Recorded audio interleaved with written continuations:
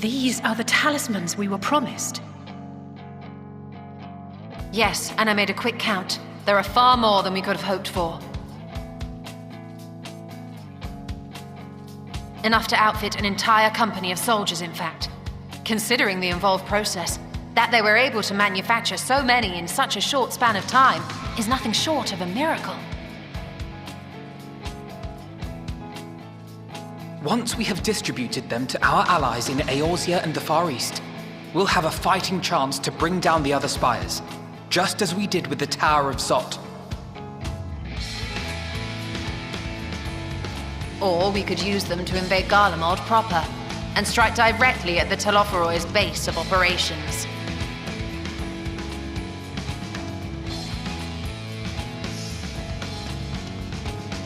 Of course, we would need to consult with various Alliance leaders before such a drastic measure could even be contemplated. To which end, I could set out forthwith and present the idea to each of our allies in person. Pray allow me to undertake some few of those journeys.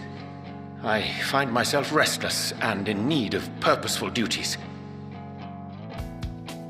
I can head eastward. Bosnia and Dalmasca are just a short hop from here.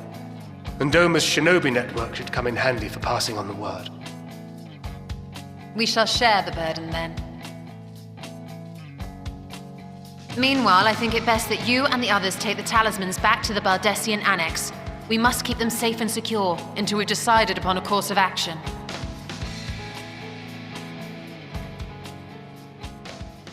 Please, I must speak with you.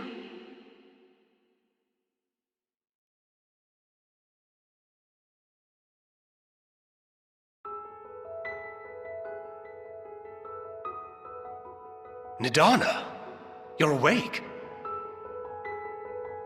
Yes. When I spoke with the carer at my bedside, she told me that one of the scions, a young woman, had cleansed me of the tower's corruption. It seems I'd been asleep ever since the treatment. But when I awoke and learned you were all still here, I knew I had to come.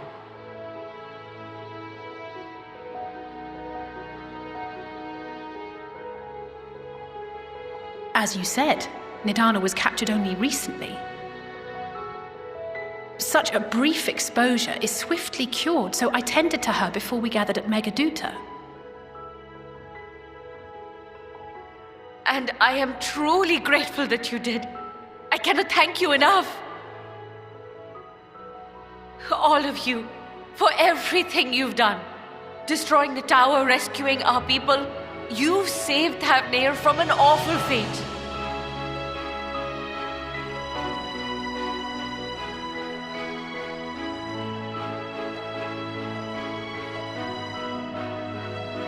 Yet who hath truly saved whom?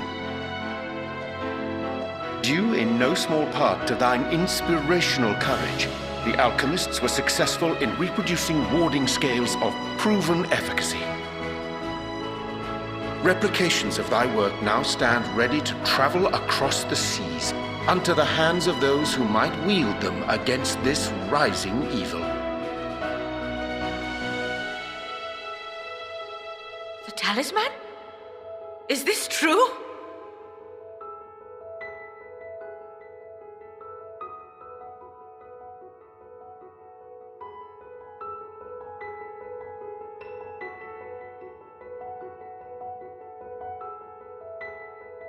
Oh, I was so groggy from sleep. I didn't even think to ask. Oh, our great work sent across the seas. It was worth it. Oh, it was all worth it.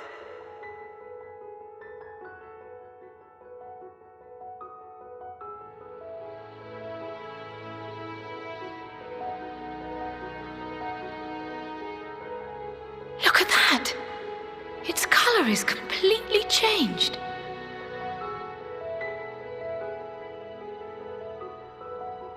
What do you have there?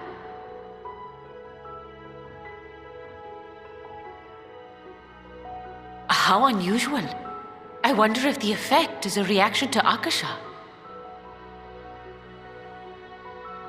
I'm afraid I'm not familiar with that term. Akasha? It is one of the unseen energies defined by Harnish alchemical theory. Though a gross oversimplification, some describe it as an essence influenced by feelings. You imply that it is distinct from ether? As foreign scholars often conflate the two, but we see them as separate concepts. Ether is an energy which permeates the land. It exists within animals, objects, even the air we breathe, affecting all through which it flows. Akasha, on the other hand, exists in a domain beyond our reach, a gift bestowed from on high or torn from the heavens in some traditions. Akasha can neither be created nor destroyed. It is beyond our power to purposefully alter or manipulate. The only thing observed to influence it is an abundance of, I want to say, spiritual emotion. As a veteran of the battlefield, surely you've experienced moments of desperation or exaltation when you've transcended the usual limits of your capabilities. That is a manifestation of Akasha, the invisible essence harnessed by heart, mind, and unyielding spirit. I really must hear more about this theory. Our disciplines are based entirely upon the idea that ether is the fundamental form of all energy. I'm glad my haphazard explanation has piqued your interest. But even for us, Akasha is a somewhat abstract field of study. A lack of practical application lends itself poorly to formalized research. Which is why my analysis of your flower can amount to little more than idle speculation. I am sorry. Nonsense! You have nothing to be sorry for. Your insight is much appreciated.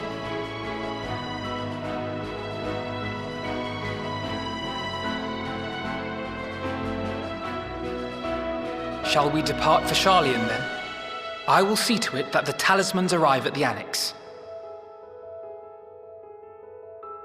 And we will be in touch once our talks are concluded. I suggest you rest while you can. From here onward, sleep is bound to be in short supply.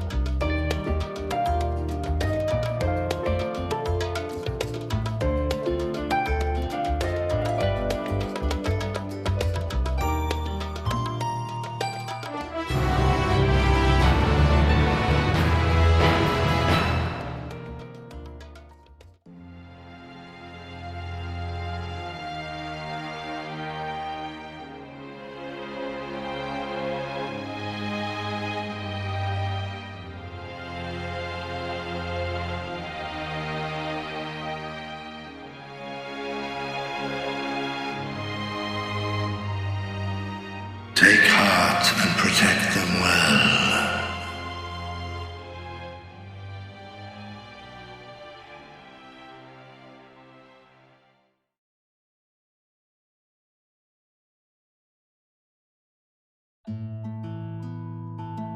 Good, you're here.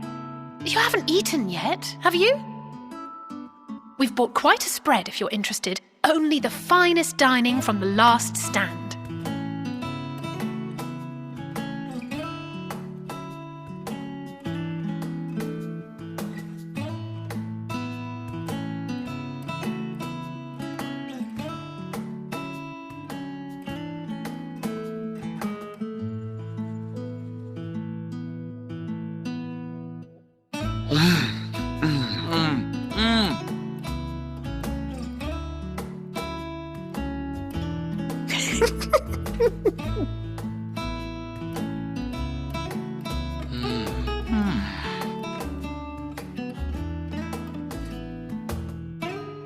Lest you wonder, we invited Estinian as well. But he refused with a rather grim-faced, "No, thank you." I suspect Charlian cuisine is not to his liking. Oh, I don't know about that. Perhaps our lone wolf just needed some time apart. What? To perfect his brooding stare? Next time, I'll drag him out by the ear, sit him down in front of a Charlian feast, and see that he eats every last bite. An excellent idea. Of all people, warriors must take proper meals and rest if they are to maintain a healthy constitution. Poor Estinian, beset on all sides.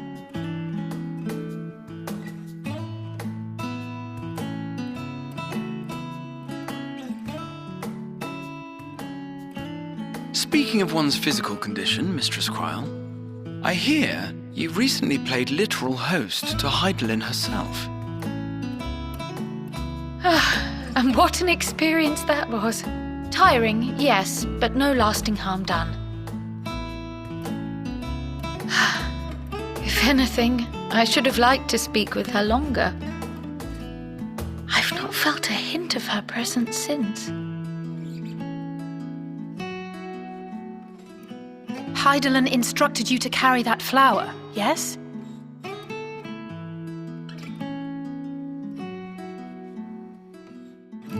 Twill be your guide, test and proof of your conviction. And then something about seeking joy in darkness, was it? Come to think of it, isn't that what happened with Nidana back in Radzat-Han? The flower did seem to radiate a joyful glow, as if reflecting the elation we all felt, the relief of a people with renewed hope. Indeed, and in turn I felt buoyed by that radiance. 'Twas akin to spotting a beacon and knowing we were on the right path. I know we've not yet triumphed over the Telophoroi, or learned the full breadth of the Forum's plans. But even within the midst of our struggles, we find small moments of joy to sustain us. Rare and hard-won perhaps, but it is this pursuit of happiness that gives us the strength to carry on day after day.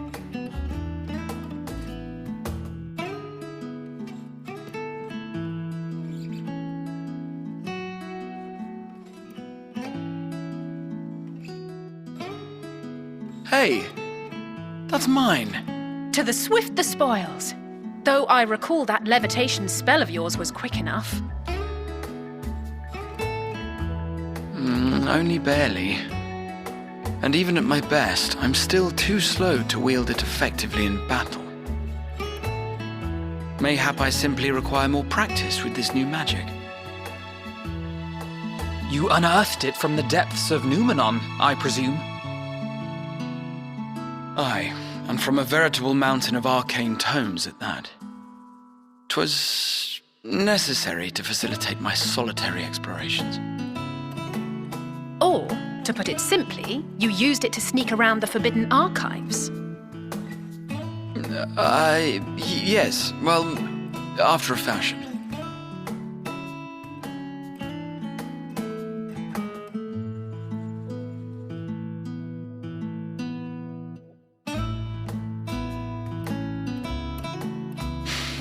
They're tall, you see.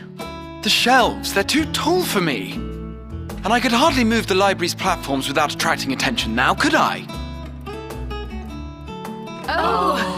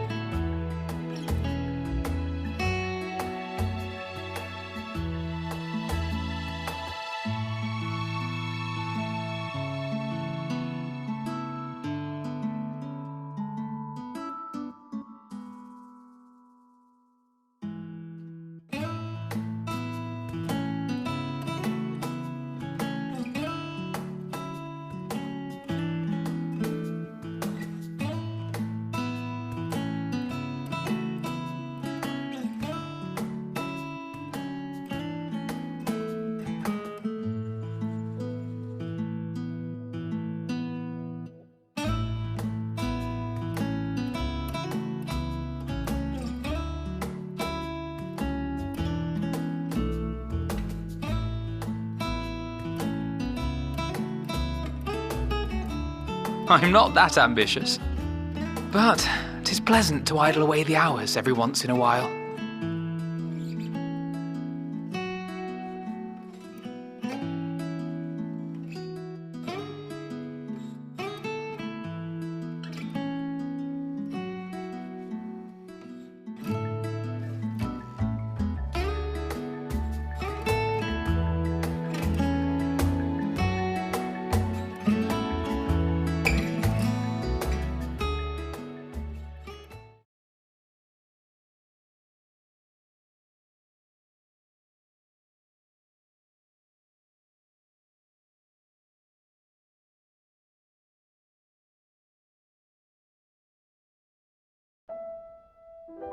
Ah! Enjoying the bracing cold, I see. Do you not own a warm coat or a cloak? Something in fur? Or fashioned from the skins of your enemies? Or... well, never mind that. I come to you once more as the bearer of bad news. Our tower in Thavnir has been toppled, and I need not tell you by whom. Given how many we have at our disposal, the loss of a single spire is hardly fatal to our plans. It does, however, slow the rate at which we siphon ether. If they continue to preoccupy themselves with the towers, then all will be well. But should our foe prove bold enough to strike at us here, then the timing becomes questionable.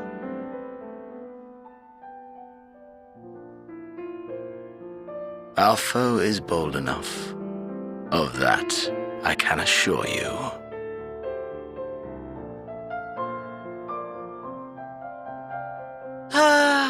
Yes, very well then. I suppose I must prepare a proper welcome. Honestly, talk of your nemesis is the only thing you seem to enjoy. Does nothing else spark your interest?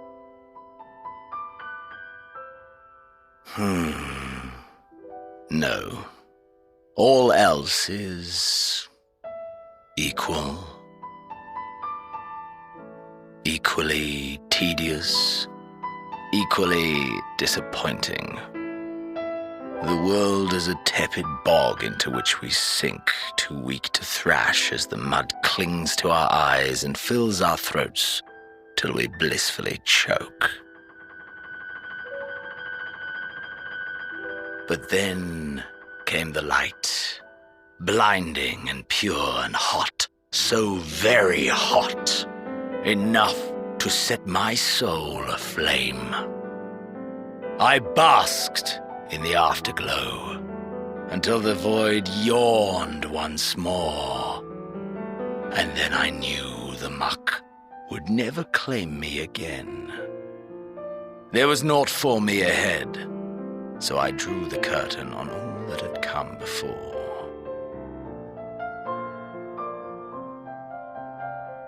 Burn, burn, let the whole star burn. I will have my contest. I will reclaim my moment.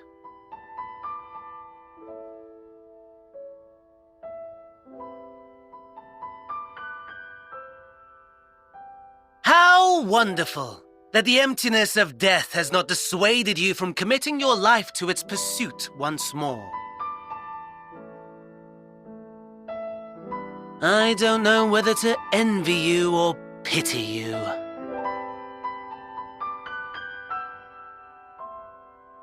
You question my disinterest, but what of yours? Despite your noisome antics, I sense you take little pleasure in this endeavor.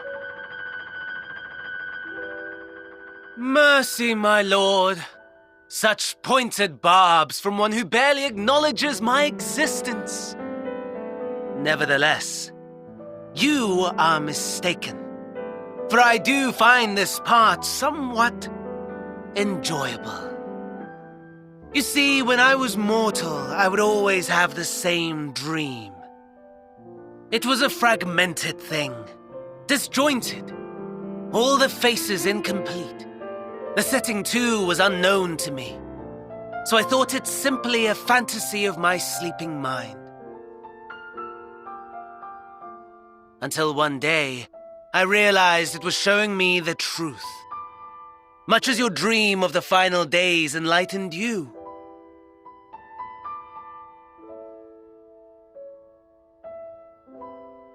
And soon, very soon, the rest of the world will see the truth of my dream, too. Yes, I think that is something we can both enjoy.